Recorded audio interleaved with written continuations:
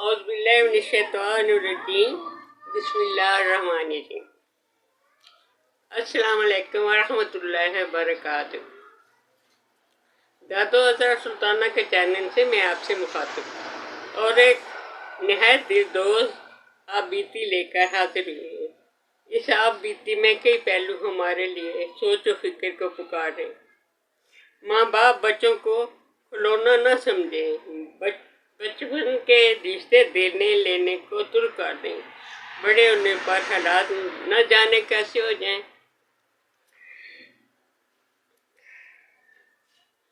بچوں کے بھی جذبات ہوتے ہیں، ان کی بھی پسند ناپسند ہوتی ہے، اور ماں باپ بچوں کے سامنے الزام تراشی اور شک بھرے جھگڑے نہ کرا کرے۔ بچوں کو پیار اور بڑے سلوک سے پرورش کرے۔ اس معاشرے کو مرد کا معاشرہ ہی سمجھا جاتا ہے۔ خدا کے لیے اللہ کے بتائے ہوئے حقوق و فرائض کو نبھائیں کہ اسی میں دین و دنیا کی بھلائی اور خوشی اور عافیت ہے۔ تمیز ذرا لمبی ہو گئی ہے تو سنیں آج کی سچی کہانی، جس کا نام ہے بنت ہوائی مرد رام کیوں۔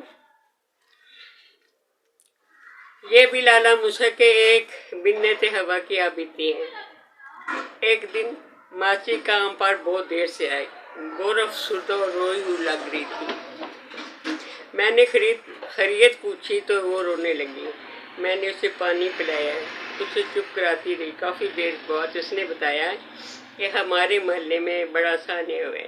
ہمارے محلے میں ایک میاں بیوی اور 2 جوان بیٹے رہتے تھے۔ میاں بیوی میں اکثر لڑائی جھگڑا رہتا تھا۔ آج پتہ نہیں کیا بات ہوئی کہ دونوں جوان بیٹوں نے اپنے اوپر مٹی کا تیل چھڑک کر آگ لگا دی اور خودکشی کر لی۔ ایک لڑکا BA میں اور دوسرا لڑکا FA میں پڑھ رہا تھا۔ دونوں نے اپنا کمرہ بند کر کے خوشی کر لی ہے۔ ماں تو پاگل سی ہو رہی ہے اور باپ پھر بھی اسے مارتا رہا ہے کہ تمہاری وجہ سے میرے جوان بیٹے مر گئے ہیں۔ لوگوں نے بڑی مشکل سے بیوی کو اس سے چھڑوایا اور خاوند نے اس کا کرما واری کو سب کے سامنے 3 طلاقیں دے دی اور اسے دھکے دے کر گھر سے نکال دیا، جبکہ بیوی تو پاگل ہو گئی ہے۔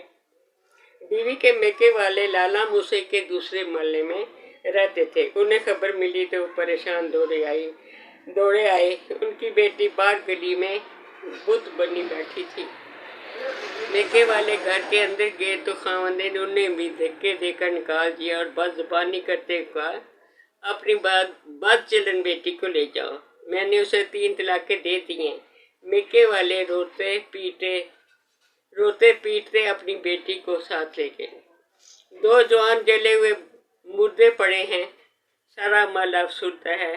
پولیس آئی ہوئی ہے، انہیں پوسٹ مارٹم کے لیے جا رہے ہیں۔ مجھے اس حادثہ نے بہت تکلیف دی ہے، مجھ سے اٹھا ہی نہیں جا رہا تھا۔ اب ذرا طبیعت سنبھلی ہے تو اس لیے میں دیر سے آئی ہوں۔ یہ حادثہ سن کر مجھے بہت افسوس ہوا۔ دوسرے دن ماسی کام پر آئی تو میں نے پوچھا وجہ کا پتہ چلا ہے؟ اس نے کہا کہ میاں بیوی میں تو اکثر جھگڑا رہتا تھا، لیکن میرا دل بچوں کا اتنا بڑا قدم اٹھانے کے لیے یہ وجہ تسلیم نہیں کر رہا تھا۔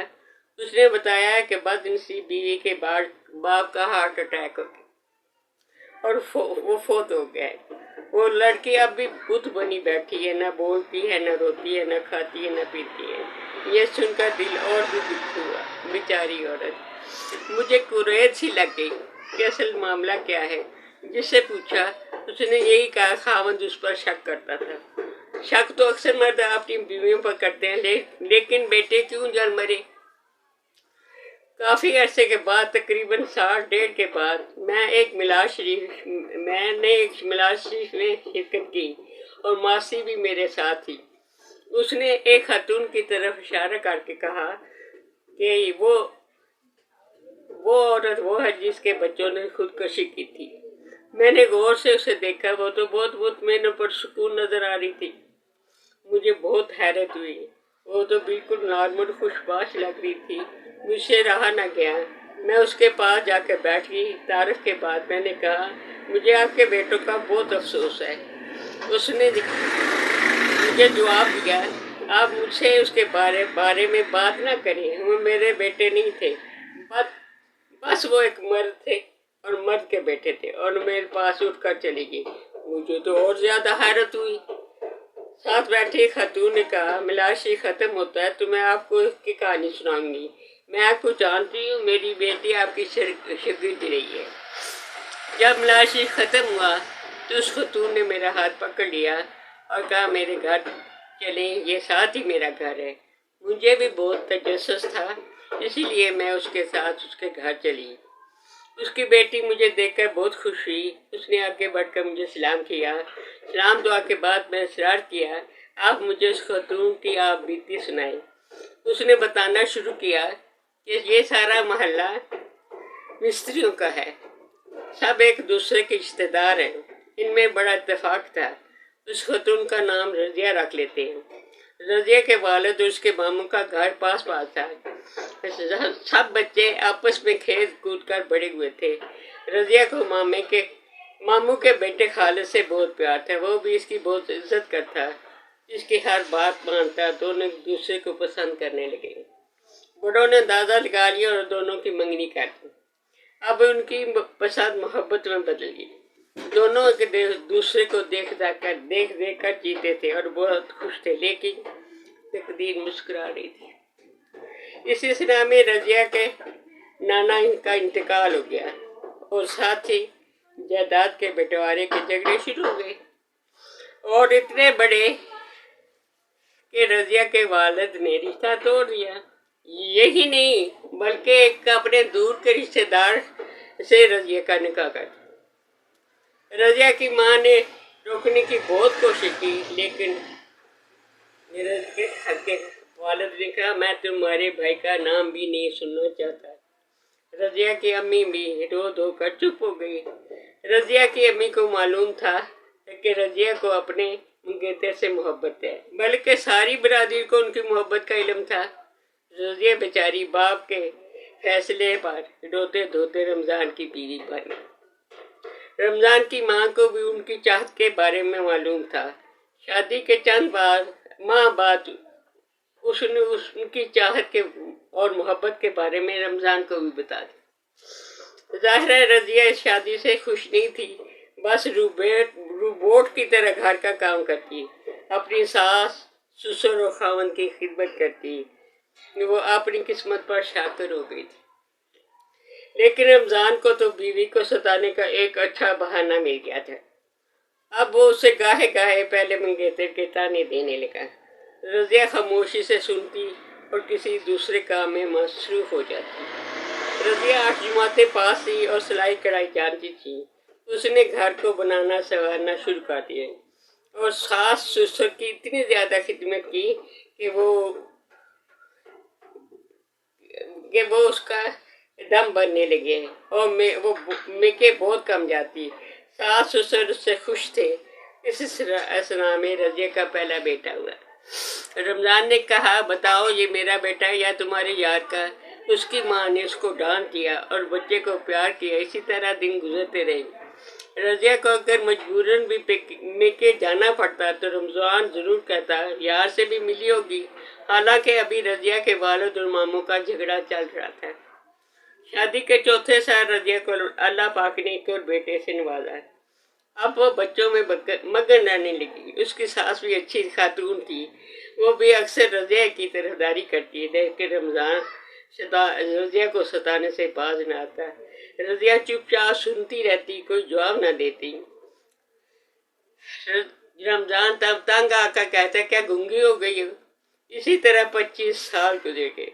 رضیہ کے ساس سسر وفات پا گئے اور بچے کالجوں میں پہنچ گئے، لیکن رمضان کا وہی وتیرہ رہا، اپنی بیوی کو ستانے کا کوئی نہ کوئی جواز ڈھونڈ ہی لیتا۔ بچے یہ سب دیکھ کر بڑے ہوئے تھے، وہ خاموشی سے سنتے یا باہر چلے جاتے۔ اس دن رضیہ کی طبیعت بہت خراب تھی، وہ چادر اوڑھے چارپائی لیٹی ہوئی تھی۔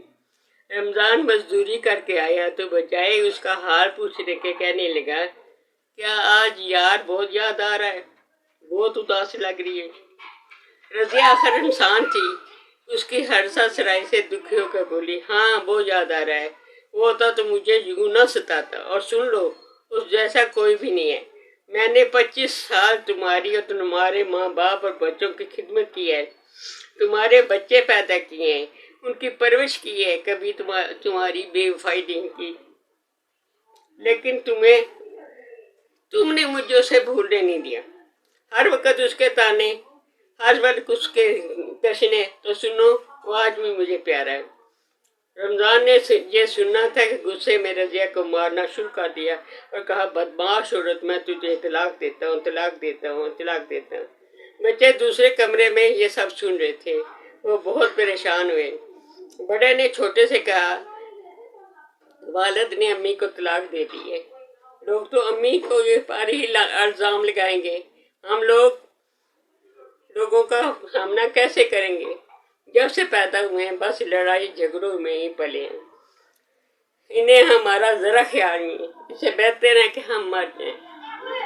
دونوں نے مرنے کا پکا ارادہ کر لیا اور ایک خط لکھا، ہم آپ کی لڑائیوں سے تنگ آتے ہیں، ماں کی طلاق ہمارے ماتھے پر کلنک کا ٹیکا ماں کی طلاق سے ہمارے ماتھے پر کلنک کا ٹیکا لگ جائے گا جو ہم برداشت نہیں کر سکتے۔ آپ دونوں کی سزا ہے کہ آپ کے جوان بیٹے خودکشی کر دیں۔ یہ خط لکھ کر باہر میز پر رکھ دیا اور مٹی کے تیل کا چولہا اٹھا کر کمرے میں لا کر خود پر لے لیا۔ آگ لانے سے پہلے کمرے کا دروازہ اندر سے بند کر۔ ان کی نفرت کی انتہا دیکھو کہ وہ چپ چاپ چلتے رہے، کوئی آواز ہی نہیں نکالی۔ ماں باپ تو دونوں جھگڑے میں لگے ہوئے تھے۔ جب بو پھیلی تو دوڑے، بچوں کے کمرے کا دروازہ بند تھا، دھواں اٹھ رہا تھا اور گوشت جلنے کی بو پھیلی ہوئی تھی۔ دروازہ توڑ کر دیکھا، دونوں مر چکے تھے۔ ماں جلے ہوئے کا جسد دیکھ کر کش کھا کر گر گئی، باپ بھی دھاڑے مار مار کر رونے لگا۔ لوگ آس پاس پڑوس والے بھی جاگے اور بھاگے آئے، سب دو جوان جلی لاشیں دیکھ کر دھاڑے مار مار کر رونے لگے۔ رضیہ کو تھوڑی دیر بعد ہوش آیا تو گمسم پتھر کا بت بن گئی، نہ روتی نہ کسی بات کا جواب دیتی۔ رمضان گمسم رضیہ کو بے تحاشا ماننے لگا کہ تمہاری وجہ سے یہ سب ہوا ہے۔ وہ پتھر بنی، مار کھاتی رہی، لوگوں نے اس سے رضیہ کو چھڑایا۔ رضیہ کے میکے والے دوڑے آئے، رمضان نے کہا، اب اسے لے جاؤ، مگر میں اس کو مار دوں گا۔ رضیہ کے میکے والے بت بنی رضیہ کو گھر لے آئے۔ پولیس آئی تو انہیں وہ خط بھی نظر آیا۔ وہ خط پولیس والوں نے سب لوگوں کے سامنے اونچی آواز سے پڑھا کہ یہ دونوں بچے ماں باپ کو جل کر مرنے کی سزا دے گئے۔ ان دونوں کے جھگڑوں سے تنگ آ کر ہم نے خودکشی کر لی۔ سارا شہر افسردہ تھا۔ رمضان نے تو سال بعد ہی دوسری شادی کر لی۔ میں یہ سب آپ بیتی سن کر کہا، یہ سب درست ہے، لیکن رضیہ کو تو ذرا غم نہیں ہے، وہ تو مطمئن نظر آتی ہے۔ تب اس خاتون نے بتایا، رضیہ کہتی ہے، وہ دونوں بچے میرے جوان ہو گئے تھے، انہیں میری ڈھال ماننا چاہیے تھا۔ آخر 25 سال کا کردار میرا ان کے سامنے تھا۔ میں نے کبھی رمضان سے بے وفائی نہیں کی، کبھی پہلے مغیرے سے نہیں ملی۔ باپ کی بات سن کر وہ کہہ سکتے تھے کہ ابا اب ہم بڑے ہو گئے ہیں، ہماری ماں پر تہمتیں لگانا چھوڑ دو۔ وہ مجھے علیحدہ لے کر بھی رکھ سکتے تھے، لیکن وہ مرد تھے، انہوں نے مرد کا ساتھ دیا کہ ماں کو طلاق ہو گئی ہے، لوگوں کو کیا منہ دکھائیں گے۔ میری محبت، میری محنت، میرا صبر، انہیں کچھ بھی یاد نہ آیا۔ وہ مرد تھے، بس غیرتی سے کام لیتے رہے، جبکہ وہ ساری حقیقت سے اچھی طرح واقف تھے۔ وہ میرے کچھ نہیں بنے، وہ میرا سہارا نہیں بنے، بس وہ مرد ہی بنے۔ ایسے مرد جو عورت کو انسان نہیں سمجھتے، پاؤں کی جوتی جانتے ہیں، چاہے بیوی ہو یا ماں ہو، وہ مر چکے ہیں، وہ میرے دل سے مر چکے ہیں، میں کیوں ان کے لیے روں؟ یہ ساری کہانی سن کر میں رونے لگی اور سوچا، اس کہانی میں رضیہ بیچاری کا کیا قصور؟ یہ سب مردوں کا کھیل ہے. عورت کٹھ پتلی بنی کب تک پاؤں کی جوتی سمجھی جائے گی؟ کب عورت کو بھی ایک انسان کی حیثیت ملے گی؟ جبکہ اسلام میں عورت کو نمایاں مقام دیا گیا ہے. یہ سوچنے کی اور سمجھنے کی کہانی یہاں بیتی ہے. خدا را بچوں کی بچپن میں منگنیاں نہیں کرو، بچوں کو کھلونا نہیں سمجھو، عورت کو بھی انسان سمجھو. میری آپ سے درخواست ہے، عورت کو بھی انسان سمجھو. اللہ حافظ.